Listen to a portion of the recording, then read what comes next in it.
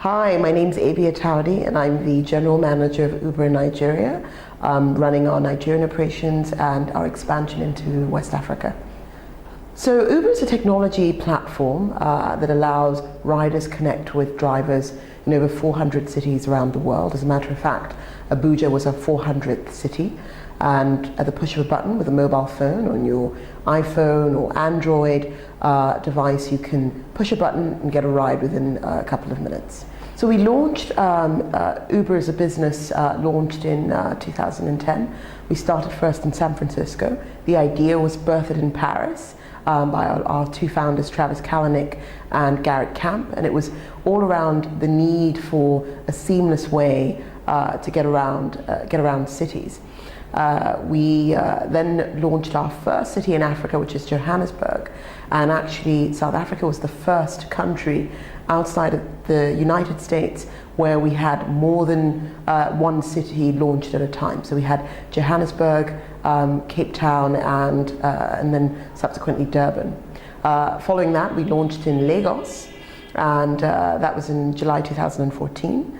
Since then, we've gone on to celebrate a first year in Lagos, and also in Nigeria launch Abuja, which, as I mentioned, was our 400th city. We're now in over 68 countries as well, and we continue to grow and grow in every city, and also as we look to the rest of Africa, West Africa, East Africa, and South Africa, launching more cities and more countries. When you think about the growth of Uber in Nigeria, it's been quite exponential. You look at cities like London or other Western sort of cities, more sort of developed markets, and you actually find that Lagos, when we compare where Lagos was at month 16 to where London was at month 16, Lagos had 30% more trips per week than London had. So actually what you find is in these emerging markets, in Africa more especially, people want a seamless way to connect with their cities. People want to be able to push a button and get a ride. And we are complementing the existing infrastructure, complementing the ways that people can move around. On the rider side, there's been a lot of growth, but also on the driver side, there's also been quite significant growth. We've actually seen that we've had over 1,000 economic opportunities created in Lagos alone in 2015. That's over 1,000 people joining the platform, over 1,000 people who have taken a first trip as a partner driver on the platform.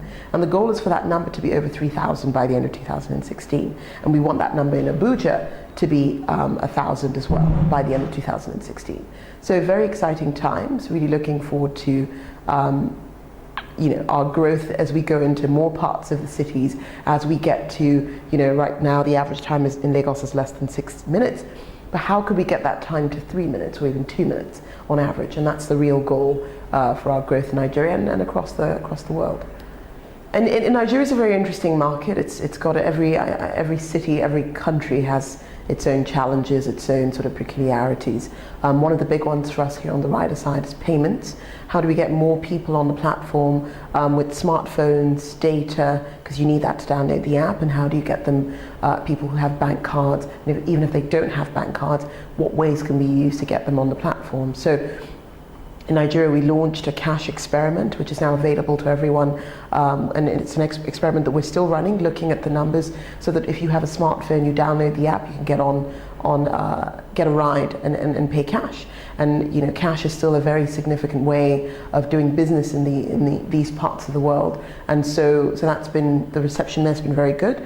But even beyond that, in terms of payments, we've also worked very closely with all the banks in Nigeria to increase the acceptance rate of cards, to make sure that when people use their cards, whether it's a MasterCard or a Visa, the success of that transaction is as high as possible. So there's been a lot of work on the rider side, and what we're finding though is the growth is just exponential. You still find that when people are able to get a ride in a couple of minutes, they're more likely to tell a friend about that. So Uber's growth is very organic, and we focus on the customer experience, making sure that when you get in that car, you're getting a seamless experience from start to finish that is worthy of being repeated to a friend, that you are excited about sort of being an evangelist for, right? So you almost create ambassadors as your riders who end up telling friends and family and growing the platform, colleagues and so on.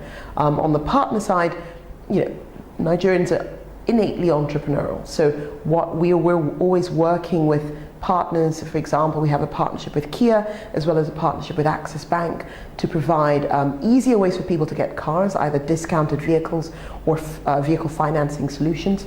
We launched in partnership with a company called Africa for You, Car for You, a vehicle financing solution where a driver or anybody who wants to explore Uber as a way to earn a living can walk into Car for You, pick up a vehicle with a deposit and pay a monthly rental for that vehicle. So you're also looking at ways to simplify the layers or the requirements, if you like, of getting on the road.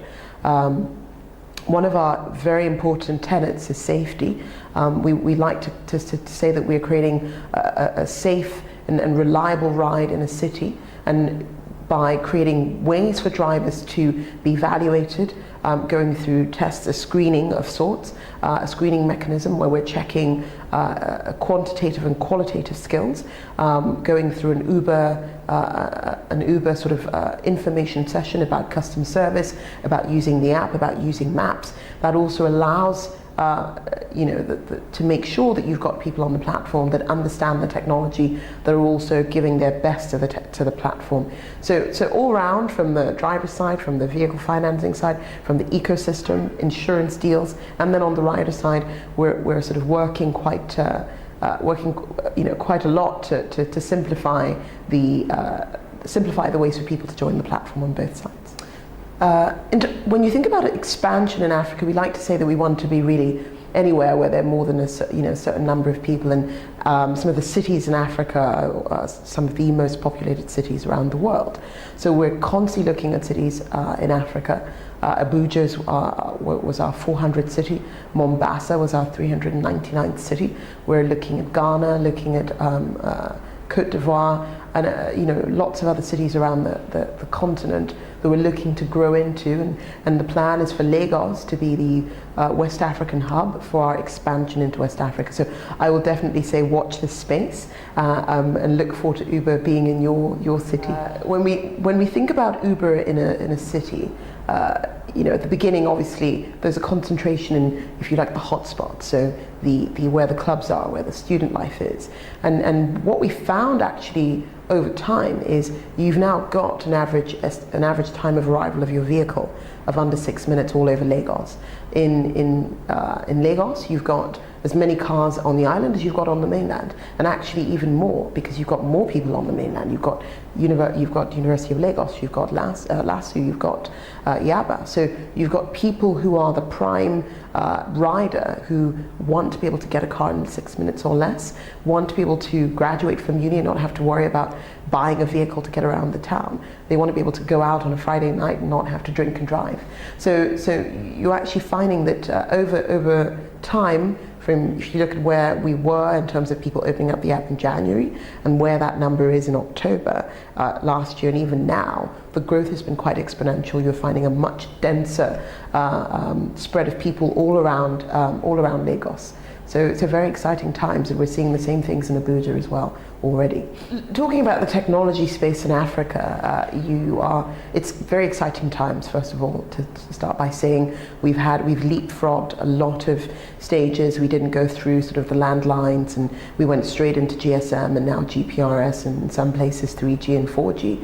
And so mobile connectivity has become quite important, and actually the primary way that people are communicating and connecting with each other. I think in Nigeria, more than 70% of people online are connecting to the internet via their mobile phone. So definitely those last mile products, be it your e-commerce space solutions where people are able to go and shop online or buy their things online, buy goods and services, products, right up to your physical goods. People are now also, there's lots of made in Nigeria goods, made in Nigeria smartphones, but even further on you have brick and mortar businesses where you're now like our business, where you've got a technology platform that's facilitating a fundamental piece, which is transportation in the city. And then you've got Airbnbs, you've got Netflix, you've got all of these companies that are now coming into the country, and then you've got the local players. Paga, one of our partners, actually offering mobile wallet solutions. And I like to say that the mobile wallet will become, the way that people do business and the way that people interact will primarily become mobile based going forward, just because of that, the ubiquity of the mobile phone on the continent.